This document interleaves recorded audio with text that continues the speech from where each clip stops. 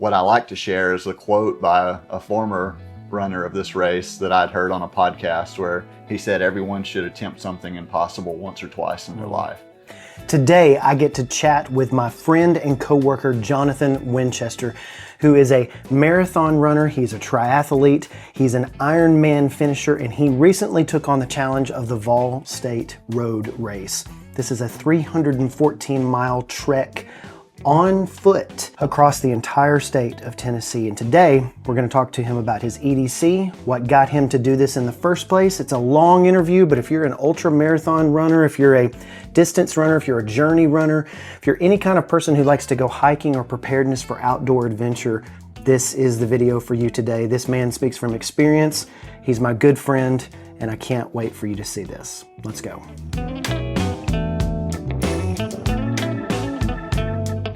All right, I am here with Jonathan Winchester. Jonathan, thank you so much for your time today to talk about some of the gear that he used on the Vol State, is it run or race? Last annual Vol State Road Race. And why is it called the last annual?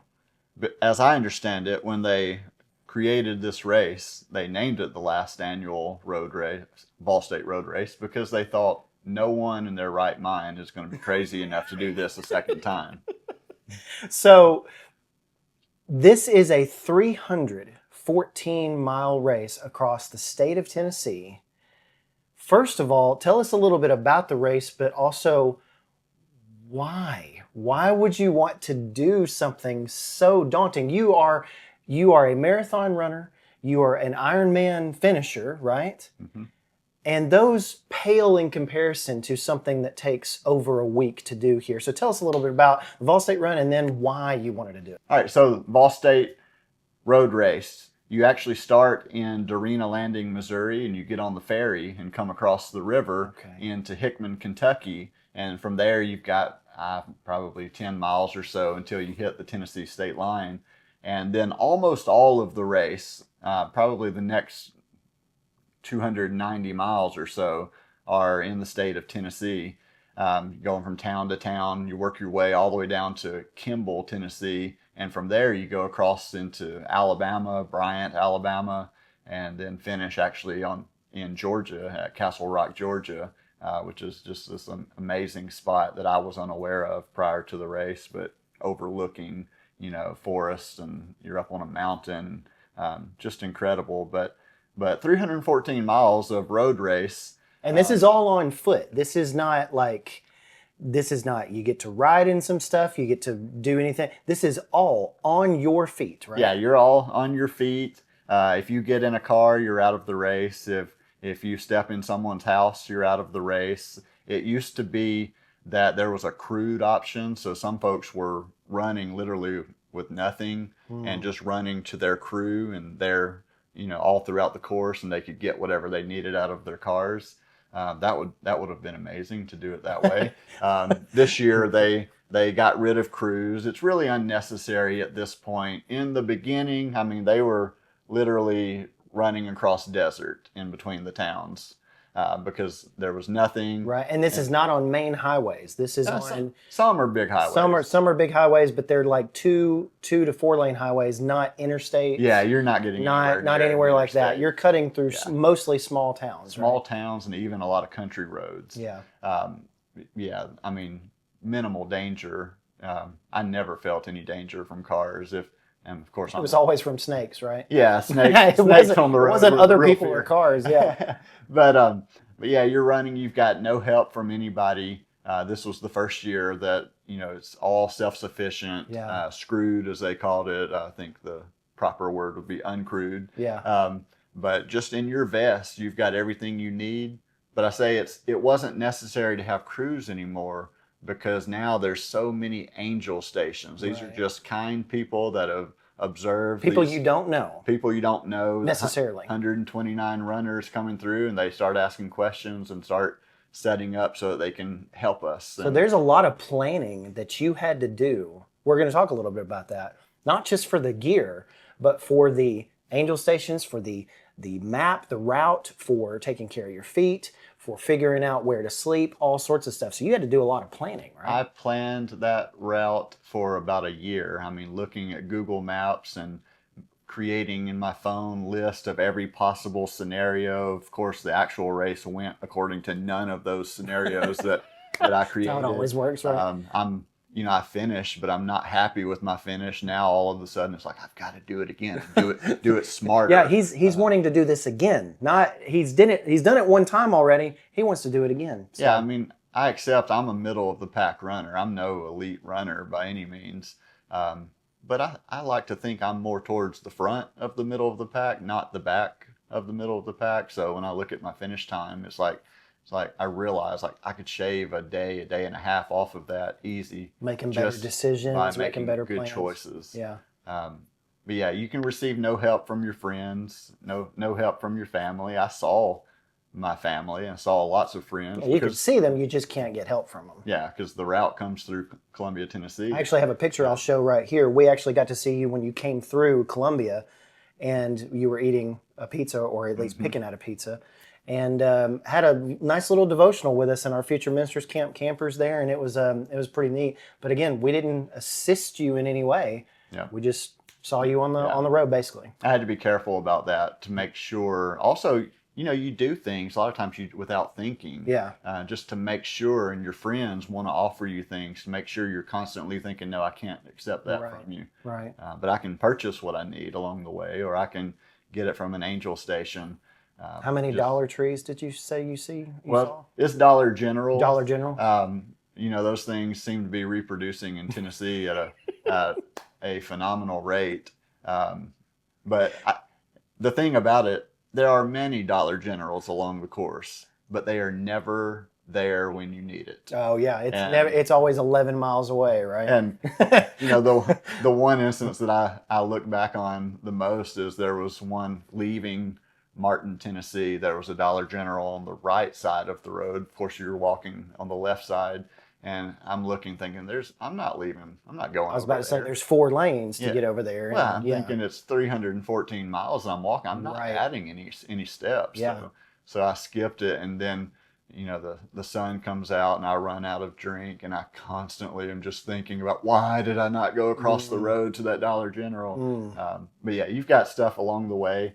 The real struggle is that you go through all these small towns, you get to where you're doing so much of it at nighttime because of the heat, and nothing is open. Yeah, this is just for the viewers, this is in July, late July. Yeah. So it is very nice and warm in July, and you didn't get any really sort of break. We had a cool week last week. You didn't get that in July. The average temperature was around 90 or so. Oh yeah, they nailed humidity at 75%, so it was pretty good. They choose this week because it is statistically the hottest, most humid week in Tennessee of the year. But of course, we've had this mild spring all year long, and so leading up to it, I'm thinking, hey, I'm going to luck out. Of course, we also had tons of rain, and I was more afraid of the rain than I was of the sun. But as it turned out, the rain stopped the week before, and it really hasn't rained again since then. Yes. And the heat showed up, the humidity showed up, and so it was pretty rough. I like running in the heat. I don't like the cold, but that was something different. It's different. You like running 6 or 10 or it's 12 different. miles in the heat, not go out and being run. Constant barrage of heat and no escape. It's so much easier when I'm going to go run in this for an hour or 2 hours, and then I'm going home to my air conditioning and my cold shower. Yes. But then when you get out there and realize, like, hey, this is until the sun goes down, and a lot of times there's not somewhere to stop, and all with the constant pressure of I have to get to X point today, or else tomorrow is going to be just brutal, right? Yeah, and that never stops. Even if the sun is down, your brain is constantly saying, gotta go, and you're counting and thinking, I've got to do at least this, here's the minimum miles to do for the day. And in my head, I'm thinking, I want to do double that every day. And, so even I did stop at 3 or 4 hotels, but the first 2, I got a total of 3 hours of sleep because my brain was constantly waking up, look at the phone, see what time it is. Is it time to go? Yeah. And you just can't sleep like that. Right. So, that's the last annual Ball State Road Race. Why would I Yeah. enter Why? into this. Why is the question? There are so many whys, but what I like to share is a quote by a former runner of this race that I'd heard on a podcast where he said everyone should attempt something impossible once or twice in their life. And I was just at that point where I've already learned that I need challenges. They don't always have to be athletic challenges, but I need big goals and things to be striving towards. If I'm just doing the same old thing day in and day out for a long period of time, then that really drives me nuts. I need something to be working towards, something to be studying for. But I do like athletic events. I've always been into athletics. But like I said, I'm a middle of the pack runner. I'm not going to win any race. I don't want to. Yeah, that's not the point for you. I The love challenge to. is the point. The training is Yeah. the point. And I love to eat. I, I have very bad habits with my snacks. I mean, I'm at the point in life where I'm more likely to eat ice cream twice in a day than not at all. So I'm not going to be setting any records, winning any races. So I find I've kind of gotten to the point where marathons are boring. The Ironman races, at least you get 3 disciplines in that, so that's a little exciting. But still, once you've switched over to the bike and done a few miles, it's like, okay, I got 100 more of these miles to do. Wow. And that gets boring. And so I needed something impossible. I needed something that journey running is what this type of running is called. Okay. Something that allows me to slow down. I'm still racing because it's expanded over such a huge distance, but I can slow down. I ran some of it. I intended to run more of it. If I do it again, I probably will run more. And it is a prescribed course necessarily, but it's such a, like you said, spread out by such a long distance that you hardly would ever even know that you were really on a course necessarily. Not like running the Boston Marathon, for instance. Yeah, you know where you're at, everybody's there. But this, you could be alone for a large percentage of the time, right? Yeah, you're on public roads and you're with strangers. I didn't know another person in the race. The one guy I met and got close to prior to the race was much faster than me. So really, we were just texting each other throughout the race, not in contact. But yeah, you're alone, but you don't have to be. Right. It took me about 2 days because you know me, I'm a little weird.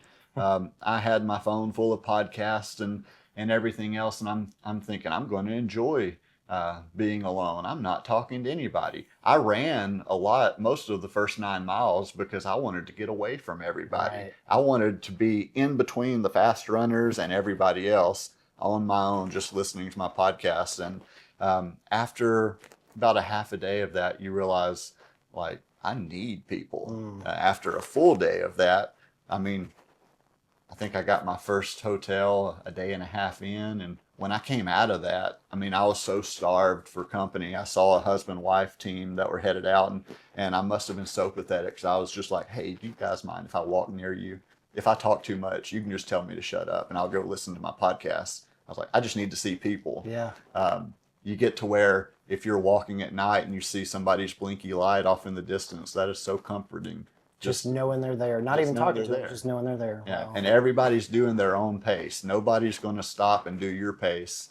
But a lot of times just knowing, hey, we're here together, that made a world of difference. So from day 2 to the finish, I mean, I'm constantly overtaking, getting past, passing back with folks, and you're talking when that happens. Yeah. Making relationships. That's pretty cool. Well, all that being said, we could talk endless amounts on the actual race itself, and we'll talk about a little bit more about that here in a minute. I don't want to talk about your gear. What did you use, and how did you get, and where do you want to start with your gear to go 314 miles? We're going to start with the vest, but the gear is the most fun part of all the preparation. I mean, I've been told by my wife before that, like, when I start laying out for a morning bike ride when it's in cold weather, that she knows I start laying out all my gear the night before of what I'm going to need so that I'm not cold while, riding 20 miles an hour on a bicycle. So yeah, I like the gear. I like the study. But of course, this race, A whole different animal. you don't want to carry everything possible. You want to can't be as carry a light as 75-pound possible. ruck with this, right? Yeah, Yeah. I was told there was a young fellow that showed up in the race with a 29-pound pack. No. I saw him during the nighttime of the first night. He was passed out in a chair, and I'm told that he never got up. He dropped out of the race at that point. He had 29 pounds of And that gear. doesn't sound like a lot. That sounds like a completely reasonable amount to be going 314 miles across the state of Tennessee. But as you're going to illustrate here, every ounce counts, right? Yeah, and so for me, after all my study, of course, my work and my travels help. I know, hey, if you've got a credit card, you can go anywhere in the world in a carry-on bag. Yeah. So that thinking helped me. But yeah, my pack weighed 4.3 ounces before I put liquid in the bottles. So I was real light. So I was probably 6 pounds or less. Wow. Most of the race. I think I was probably on the lighter end of most racers. There were some with even less.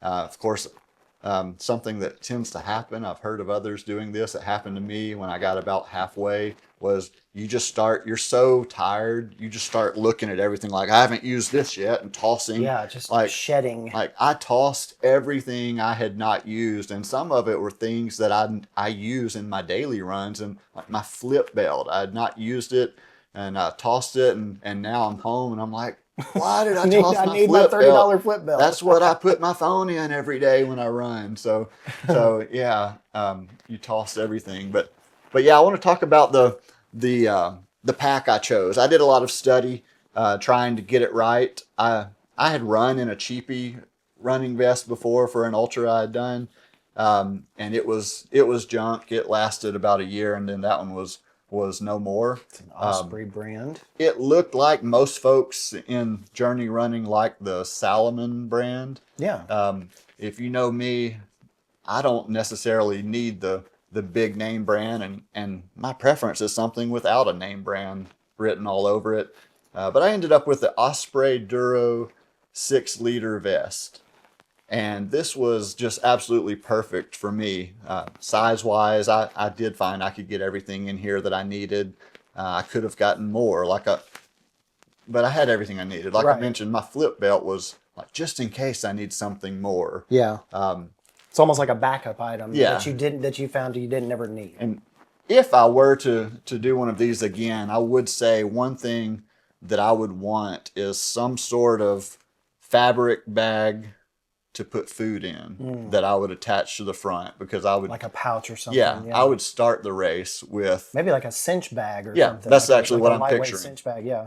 I would start the race with like a half of a pizza in that bag, and So you're carrying like literal, like actual food with you. Oh yeah. You're not living off of protein bars and Cliff bars and stuff like that, right? Though you do. Oh, those things. But you actually ate real food on the thing, obviously, right? Yeah, I determined that I needed about 250 calories per hour, so I was constantly eating. Okay. I did start with a payday bar because those don't melt. If you could always keep a payday bar, I never knew that. In one of those top pockets. That would be perfect. Yeah, you gotta factor in that it's going to be 90 degrees in that, and it's you got to figure that out. But I quickly moved on to, I was stopping at a Subway and then a McDonald's on the first day, and I realized like I could have saved so much time if I just started the race with a pizza in a bag. Yeah. But I ended up, buying McDonald's cheeseburgers. I was wearing cargo shorts, so I just put a cheeseburger in each pocket, and those things. I don't know what McDonald's is putting in those things, but those things, the preservatives, keep those things good for like a day. And so I'm taking a bite every mile to make sure I get all the calories, that's across solids and liquids. You need that much. Yeah. At one point, or a couple times, I bought 10-piece nuggets and put those in my pocket. And just eat them once an hour, right? Every mile I eat a chicken nugget. And they get a little soggy in your pocket, but you probably drank. Oh yeah, you're constantly your drinking. weight in water, right? I mean, constantly. You're so afraid of getting dehydrated, so you're just drinking too much, probably. Right. So the water bottles will fit. Where did you put those? And so what's your layout? It comes with a 1.5 liter bladder. I found that for me to be ridiculous because it's constantly sloshing. Yeah, right. So And you then, just took the bladder out. yeah, Huh? and then you got Okay. that straw hanging over your shoulder. That was just unnecessary for me. So It's somewhat convenient, but at the same time, it adds weight, and it's a little, like you said, it was a little you know yeah, it was just, unnecessary. and every time you want to refill that thing, you're gonna have to take your vest off, Ah, yes. Unscrew the thing and then detach it, find something to and spec it. Yeah, that's time consuming and just frustrating. And the smallest things become frustrating when you're in this situation. because And you're constantly moving. You're so, not stopping to do this stuff. yeah, I mean, Because you can't afford to do that. You've got to keep moving. if I can run in a gas station and get my drinks and then eat my food as I'm going, I want to be Yeah. gaining ground while addressing my needs at the Right. same time. On But the go, so constantly. I ended up with an Osprey soft flask. This is not it. It was a 500 milliliter soft flask, and That weighs nothing. oh yeah, I mean, and Now, as full you, of water, obviously, it'll weigh something. But and I as you mean, drink it, it shrinks down. So Yeah. I mean, you're so stuffing you it can just, yeah. in the pocket. What I found was the Osprey one had to unscrew the whole cap to then pour in the new liquid. That became ridiculous. I did carry one of those, but next time I do it, I would do two of these. This is a Hydra Pack 600 milliliter, but the top just flips up. So no unscrewing. No unscrewing, If just my hands are sweaty, I don't have to get frustrated because I can't get this thing unscrewed. Yeah. It's just you flip it up, pour it in, well, that you is know. neat. Yeah. And so I would go with two of these next time. But those go in these upper pockets So you right just there. got good access. You can just yeah. pull it out like Yeah. that, and or you can. There you is can an do that. extension straw that came with this one. I didn't did. use it. I just kind of leaned over and took a sip every mile or so. But yeah, so that's in those pockets. And this thing has got a lot of different pockets that are got little tags on them, so we can Yes. pull them open. It's got a zippered pocket right here that's got looks like something on the inside of Little that whistle too. on the inside. Oh, whistle. Okay, so it's got a little teeny tiny little red whistle there, which hopefully you didn't have to use. Did not But use you've got elastic things right here, and the whole back obviously Yeah, has back to your big capacity. your big capacity. But at the same time, you didn't use the bladder, so this is all open capacity You got to extra put stuff stuff. in, Yep. as far as like a shirt or an extra pair of socks or something like that. Yeah, you're going to carry several extra pair of socks, but mainly your personal needs bag, your foot care bag, an extra shirt. I actually had an extra pair of wind pants That you never end which, up using, right? which I never needed. Yeah. Those would not. They were too good, and I enjoyed them too much to toss them. But they would never make the race again. And so you just used like a personal, and we don't need to go over all the items in this, but a personal foot care bag right here. You would just put that in the back, Yeah. stuffed in just in a, I mean, as simple as it gets and as lightweight as it gets, as a Ziploc bag. That's Yeah. it. Nothing Yeah. fancy. Everything inside of a pocket was in a Ziploc because, again, I was afraid of rain, afraid of water. Exactly. That's the thing that you got to. But I should mention that, you pointed out all these little tabs and loops and so all across my bag, I've got the little S carabiners. Those are from Night Eyes. These are attached everywhere. And then just safety pins of all sizes everywhere that I could attach them. They were there. You need safety pins constantly for just attaching things. Interesting. And so I just, on every loop, I would have a safety pin. And anything, if I put a shirt through this little loop right here, well, I was afraid, it might fall out. So I'd also use that safety pin Okay, to that pin makes it. so much sense because you could be 5 miles down the road and realize that your shirt's gone and you dropped it. So that's absolutely brilliant. Yeah. And so, and the night before, I had on my phone, I'd already determined through practice and training exactly which pocket everything goes in. That way, I was thinking every time I stop and pull stuff out, I'm not going to put it back in random pockets and then next time I have to spend more time finding it. Everything has its place. Yes. So organization was Well, you huge almost for me. unconsciously can grab something if you need to. Yeah. The only pocket that was unused was this farthest outside pocket, which I told myself that's going to be my whatever Reserve stuff I for- picked up. yeah. If I pick up an extra bottle, turns out that's ridiculous to try to Right. put a Try to reach bottleneck behind there. you and try to get that. Yeah. By the end, I mean, you get into some tough spots, and by the end, I was walking with 4 bottles at all times Okay. because I was so afraid of those night times when all the stores are closed. So I'm having my soft flask. I'd have an extra Gatorade from the store in one.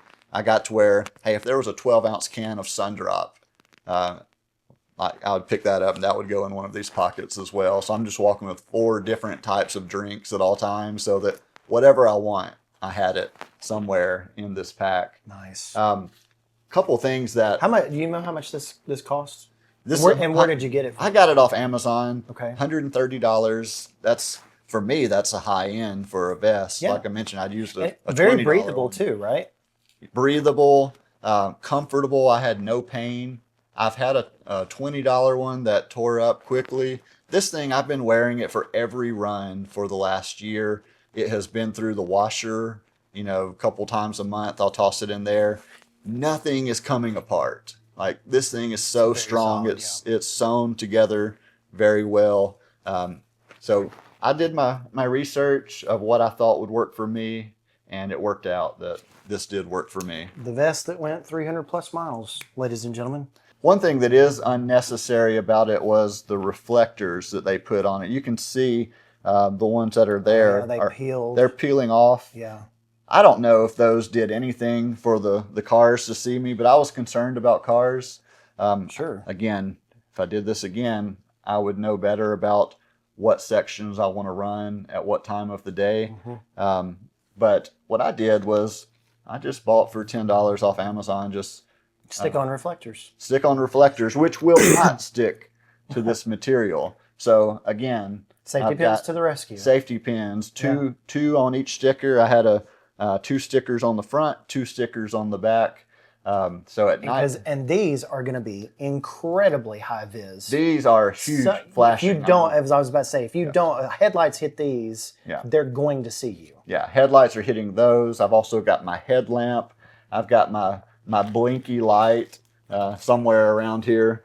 My blinky light, which, again, cheapy off Amazon, which is fantastic. But it does exactly what you need it to do. I always- And it's super bright LEDs right I there. always make sure I have a blue light, because in the darkness of night, cars see flashing blue lights. They think it's a police officer. They slow down and get very aware. And it's just got a little stand clip, doesn't weigh a whole lot, and it charges USB-C. Yes. Let's Yeah. talk about that a little bit, about your power situation, because obviously you've got your phone with you. You didn't do anything special about the phone. You didn't try to take a flip phone. You were using your phone a lot, but it looks like you've got a battery pack, and I think I even recognized that one. That one's from Nightcore. So that was my first purchase, Nightcore NB 10,000 Gen 2 Ultra Slim Power Bank. And People love this power this bank, by the thing way. was key to my race. I mean, I'm carrying a regular. You've got a USB-C and a USB-A on there, so you can use both of those at the same time. But go ahead. I'm I sorry. really ended up charging everything off of this, because I mean, you can get 3 full iPhone charges off of this before you have to recharge. And you don't have it. anything super fancy. You've got an iPhone, what, 14? iPhone 14. 14, okay. Yeah, and so this went in this front pouch along with my phone, because you're constantly looking at your phone. Yeah.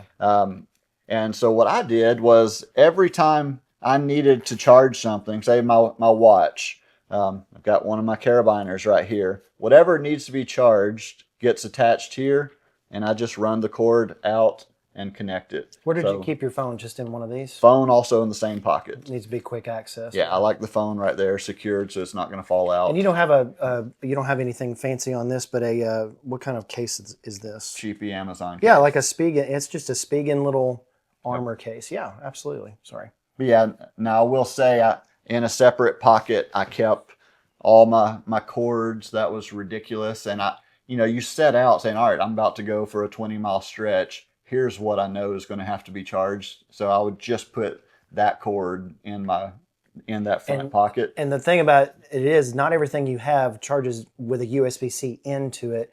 Your watch, for example. It was ridiculous. Your watch is it a Suunto or is it a? No, this is a Garmin Forerunner. It's an older watch, a 935.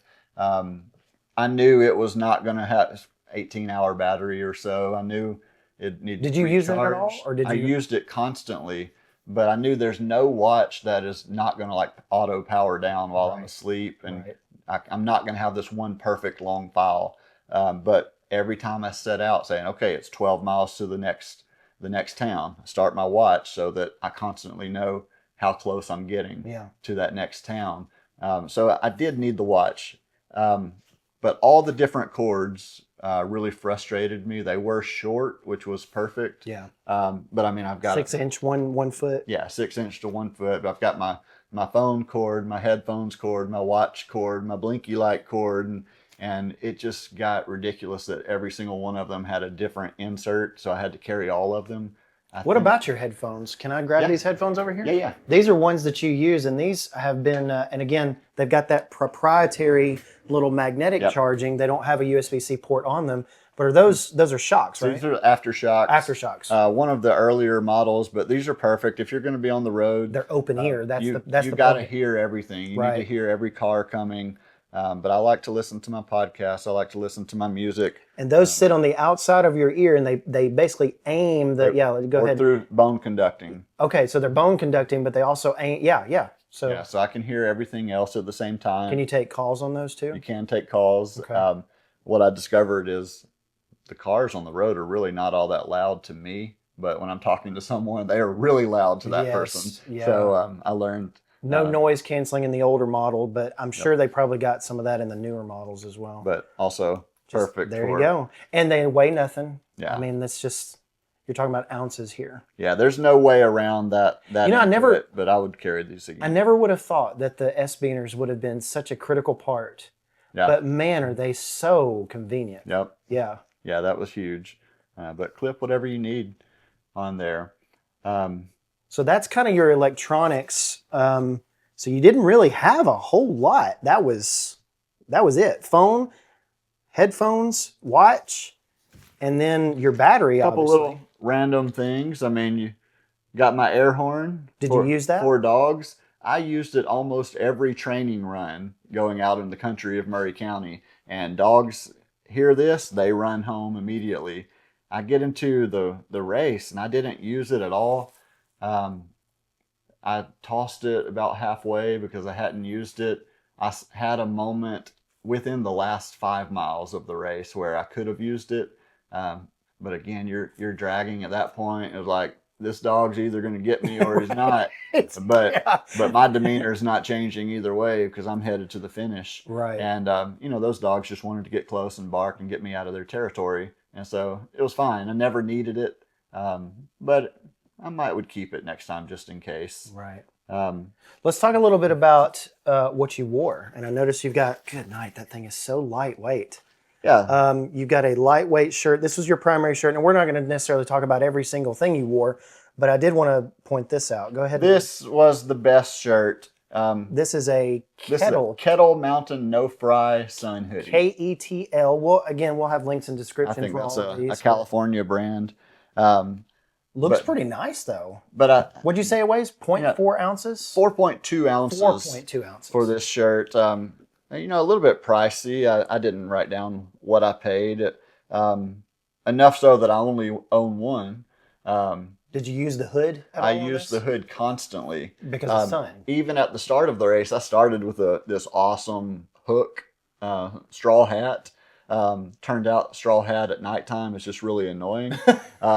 But during the day... And it's even more annoying when it's on your back hanging behind you, so yeah. During the day, I've got my straw hat, and I even pulled the hoodie up just over my ears just to cover the back of my neck so that everything was constantly covered. And this is probably like, it's long sleeve, and some people wouldn't, that are not runners would understand. And I'm not a runner either, but I understand, like, in the summertime, you need to keep the parts of your body long covered sleeve, if you can, because you're not getting burned. You're not getting burned. It's SPF. It's got holes. thumb holes right here, which is great because that'll cover part of your hands as well. Yeah. And the hood is obviously you've got SPF protection on this. Yep. If the hood is up, then that covers your neck. And I ended up tossing the straw hat and just using a regular Richardson 112 with the hoodie up. One thing I will say, I read this in the comments before I purchased it, is this hood is ridiculously huge. Yeah, it And if does you're look pretty walking on a big. highway and a big truck comes by, that hood is going to blow off. Okay. And that gets really annoying. So once again, safety pins are everywhere. So it really needs like one more button, just a little bit higher up. And it'd be But since it perfect. didn't have it, mine had a safety pin. My hood never came off. So the MVPs of your journey are safety Yeah. pins and nut eyes carabiners, man. Yes. That's great. But this thing is great. If I could have added one more thing, I probably would um, alter this before the next one and cut a little slit on the top of the left wrist for the face of my Ah, watch to yes. come through. I do have some other hoodies that I don't like as well as this one that have that, and that's very handy. But I mean, my idea was that everything after I finished this race, everything I wore was going in the trash can. But this hoodie was so good that at the end is like, yeah, it looks like I wore it for Well, yeah, 315 it looks miles, used for sure. but it's going home with me and getting washed, and Nice. I've been running in it since then. I mean, I've been under this depression since finishing this race. There's been a few days where I put on everything and went out in the hottest part of the day to walk just because I was missing it so much. That's But interesting. this shirt is fantastic. I want to talk about your feet next as the last kind of thing that we're going to talk about, unless there's something else that you wanted to talk about on here. Yeah, But obviously, your feet are is probably the most important thing, yeah. and what you wore on your feet and how you took care of your feet. There's a whole book by a fellow named John Bonhoeff called "How to Fix Your Feet." It is the journey running or any kind of running. It's the Bible of fixing your feet, of Yeah. all foot problems. Um, every type of problem you could possibly have or injury, it's going to address it. I read that thing cover to cover. I mean, I'm highlighting things. I'm making my own notes in the columns. I'm You're teaching treating it like a college class, Yes. right? Yeah, this was a research project for Yeah. me. I'm figuring out because he's going to list if there are 50 options for a problem, I'm sitting here trying to decide which one or two are the ones that are going to work for me.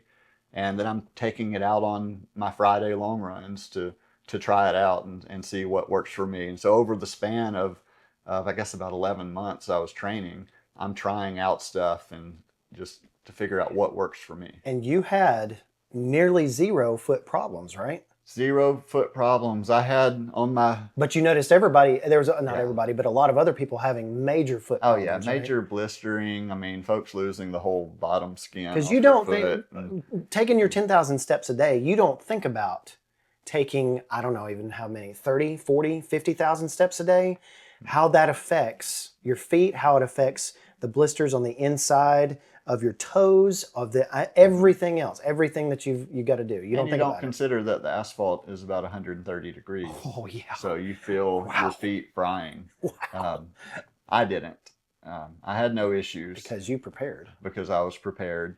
But yeah, I had I just picked out several levels of over protection. You know, if you've raced any kind of race before, you've had problems and you've realized that hey, if I could prevent an issue, that is so much better than addressing an Yep. issue. Because when you get behind Because the you eight can't ball, deal, yeah, exactly. You can't deal with it while it's happening. takes longer to address an issue Right. than it does to prevent. And some of those an foot issue. issues are going to be really painful if they happen on a 314-mile trip. In fact, if you would have had issues with that, a lot of people probably stopped or quit the Yeah. race Oh, yeah. because of those issues. Yeah. They might have been even mentally fine, physically fine, except for their feet. And Yeah, no one was mentally fine in this race, but very few of us were physically fine. But apparently, from my gait, my little toe, I guess it must roll inward as I walk. I've never had this issue running, but I had a little pinch of skin in the first 15 miles. That was a toe that was not pre-taped with rock tape H2O, which is tape, yeah. absolutely perfect. It expands on your feet. So if your feet swell, it's going to expand as well. No issues. But I put some tape on that toe and never had any other issues. I did pre-tape my big toes thinking, hey, if I got a blister on the bottom of a toe, that's probably it. So I never had any issues there. I pre-taped the bottom of the soles of my feet, the The heels of my feet turned out that was ridiculous. So Did you redo that every time you stopped or slept, or so the sole part that came off, that tape came off, the heel came off. and you never had an issue? I never put it back on. Wow. Now I retaped my two big toes and my little toes um, pretty much at the beginning of each day. Some folks put the tape on and they never touch it again. Huh. I like the idea of, especially if I had a hotel stay, of getting everything off and everything clean, and going to sleep and then Right. wake up and prepare and do it all over again. I didn't mind taking the extra 15 minutes to tape my toes in that situation. But you're also, so you got your tape. You've got a lot of folks slather their feet in Desitin. Desitin gets so caked into your socks that those socks become garbage. I tried not to use Desitin until the last couple of days when I was out of trail toes. That's a material you can find it on Amazon. I believe it's a smaller one man producer of that, as I understand, but But it's good stuff. it is perfect for me. It did not destroy my socks. It worked on my feet. Now I carried the tub of it. If I were to do it again, I believe it comes in little packets like a ketchup packet. Right. I would get a whole bunch of those if I did Is it it again. kind of like a Vaseline almost, or Yes. is it okay? Yeah, it's more like a petroleum jelly type deal, but there's other ingredients which I couldn't tell you what they are. What I can tell you is it works for me and it doesn't destroy my gear. And so that's what I would use from here on. What did you wear on your feet? You got your shoes right here? Yeah, these are not the running shoes, but Ultra Experience Flow. It was a new shoe from Ultra. I have never worn Ultras before. I had tried them on early on when they first came out, and I'm always like an 11 and a half inch shoe, so I wear a 12 in running. When I tried on my very first pair of Ultras, not my big toe, but that next toe next to it was hitting the end, and it made me feel weird. I didn't want to wear a 12 and a half in an Ultra. Because everything else would fit. I don't want to a look little like a clown, out there. So I never wore Ultras until training for this. I've always run in Nikes or Adidas. I tried out the Hokas. Those did not work for me. Went to the Ultras. Most of theirs had zero drop. I've always run with a little bit of a heel to toe drop, and that just makes it easier. Just feel like you're moving forward a little bit more when you're drinking. Well, I mean, if you get tired, you start heel striking. heel So it's nice to have a little bit of extra there to level you out. And so this shoe has a 4 millimeter drop, and so that's a little different from most of their shoes. It doesn't sound like a lot, but It's a lot. But then when you got all that foam stacked up there, it just turned out to be perfect for me. I did go with the 12 and a half. I may have looked like a clown, but it worked for you. It worked, so that's okay. Inside of that shoe, there's also a product called Ingo patches, and I mean it's like a sticker. You can fill out. It's like a vinyl sticker, and you can buy those off. I guess they've got a website. You can get it off Amazon as well, and they are kind of expensive, but the study, these are all in that book I mentioned. But the study shows that these are going to prevent blisters as well. Hey, the price is worth it to me. We're not talking a fortune because I'm not going to spend a fortune on shoe stickers. But I mean, I had these on my heel on the insert in the shoe. I had a couple of them up around the toes. I think by the end, I probably had like 3 or 4 of these on each insole, and they were perfect. What I did notice was by the time I got to Wartrace, Tennessee, that's specifically, actually, I remember mile 241. I remember I felt like my shoes were worn at that point. I almost carried an extra set of inserts. I kind of wished I had. But instead, I didn't have an extra set of inserts, but I could tell there were a few little wrinkles in the Ingo patches. And so I had extra Ingo patches. You just replaced I didn't even replace the other one. I just put them on top of it. Stuck it right on top of the other. Give you a tad more padding. Yeah, I never had any issue. But so I couldn't really tell you exactly which item truly helped me, but altogether, that is now my foot care plan. Yeah, I noticed you picked up the Victorinox, just the regular basic SD right here. Your little $20 That's it. knife from Walmart. And I had told you beforehand, I'd asked you about knives. I need something small, something with dual purpose. And in my head, I'm thinking I need something, with the little scissors so that I can cut the edges of that rock tape. Yeah. You don't want anything rubbing. Yeah.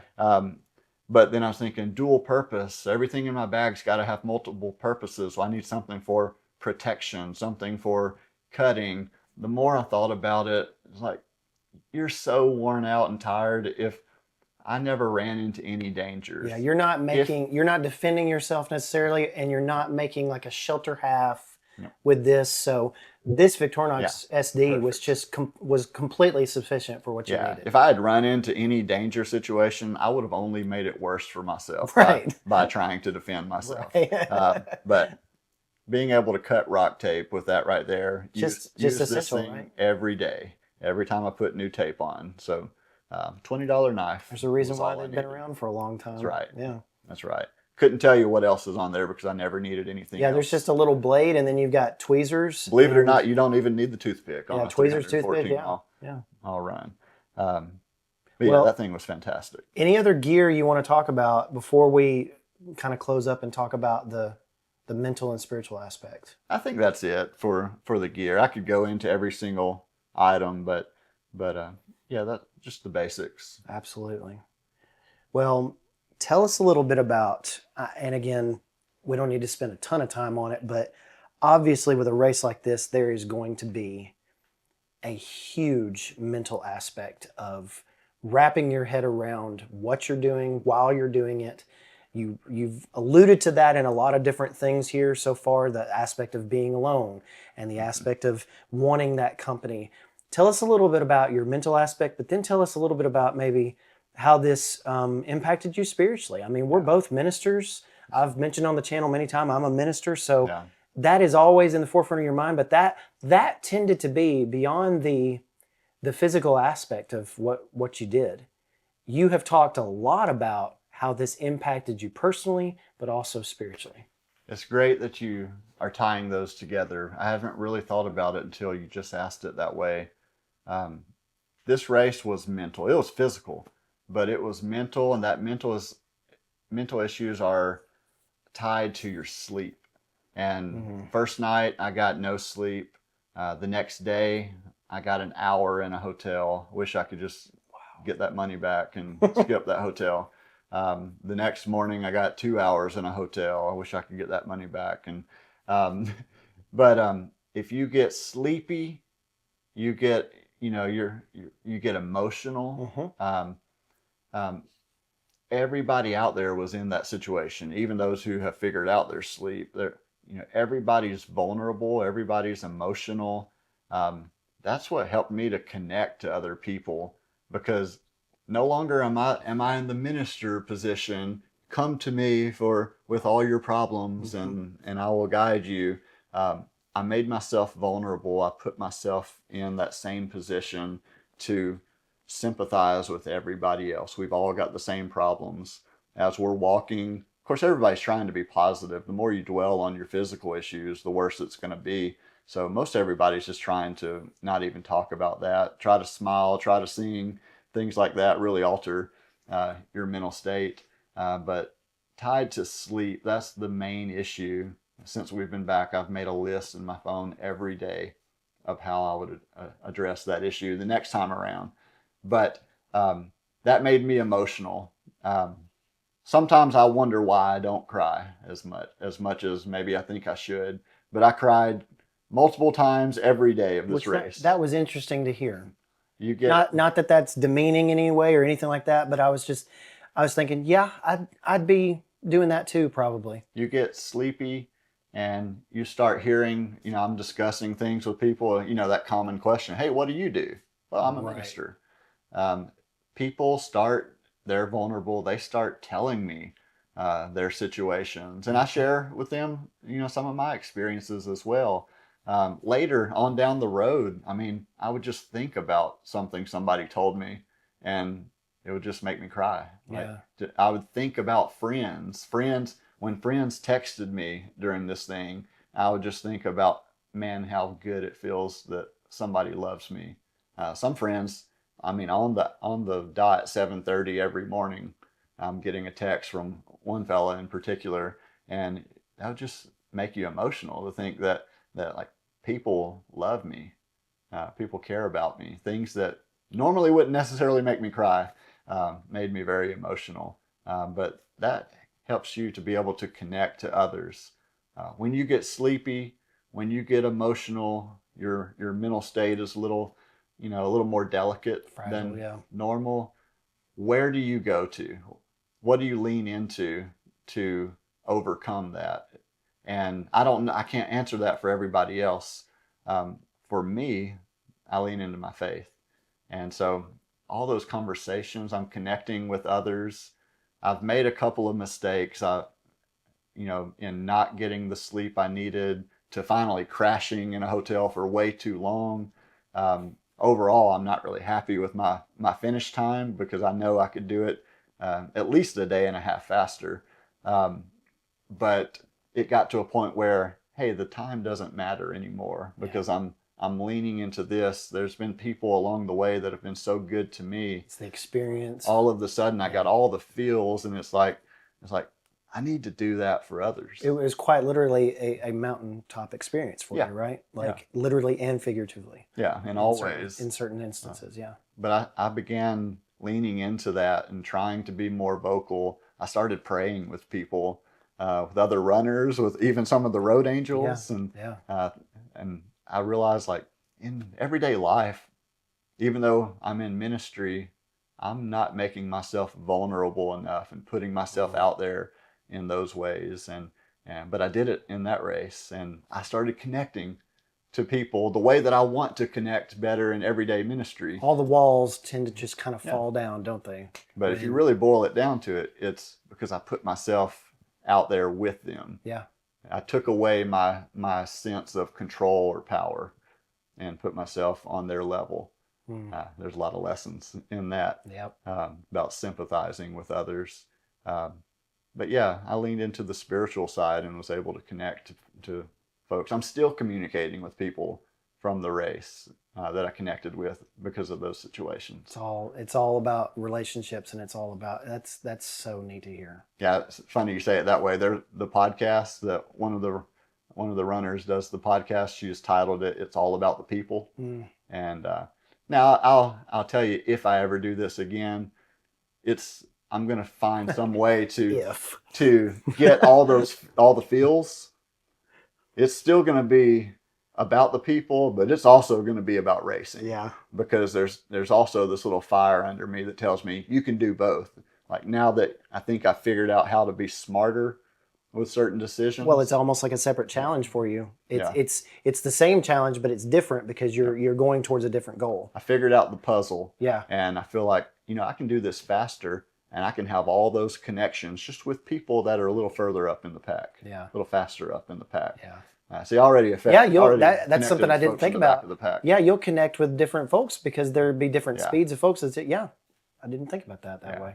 But we'll see if I get that opportunity. There's a second race. It's called the last annual Heart of the South race.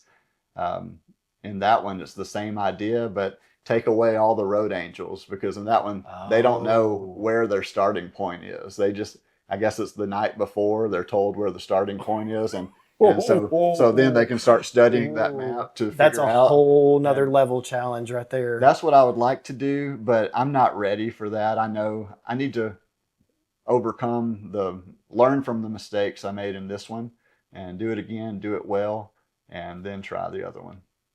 But yeah, Jonathan, I'd like to do that. Thank you so much, man. You got anything else you want to mention before we head out? No, I would just again say that quote. It was a fellow named Paul Heckert that mentioned this, but don't be afraid. Everybody needs to do something impossible once or twice in your life. What's holding you back? I mean, take your shot. Find what it is. Take your shot. Excellent. Thank you so much, man. Thank you. Appreciate it.